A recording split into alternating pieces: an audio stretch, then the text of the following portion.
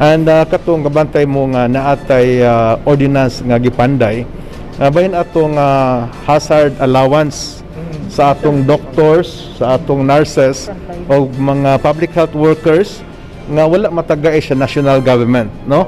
I'm happy to say nga gahapon it was approved in third and final reading og na-approve na atong ordinance as far as the provincial board is concerned. So napas na ang atong ordinance nga katong wala matagay og allowance, hazard allowance sa national government, matagaan og allowance sa atong provincial government.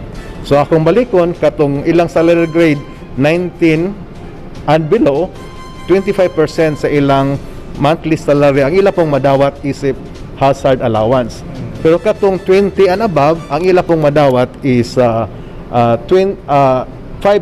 sa ilang monthly salary. And then natay gi-sponsoran pod nga resolution gahapon nga naaprubahan pod. No, if you can notice na mga announcement ang atong national, the President, Secretary Roque nga katong mga tawo nga naa sa GCQ dili na makadawat og second trans sa social amelioration program. Unfortunately, bisan og gi-GCQ ta na mga trabahante nato nga wala makabalik og trabaho Japon, like mga barbers katong gatrabaho sa bars, gatrabaho sa spa, gi-specify na sa atong executive order ni governor nga kani mga tawhana dili Japon makatrabaho. In other words, wala Japon sila income.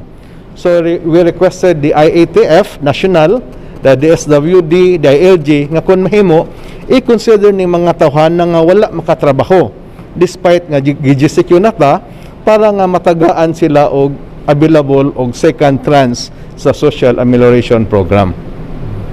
So hopefully baso na dunggo ni sa atong IATF national.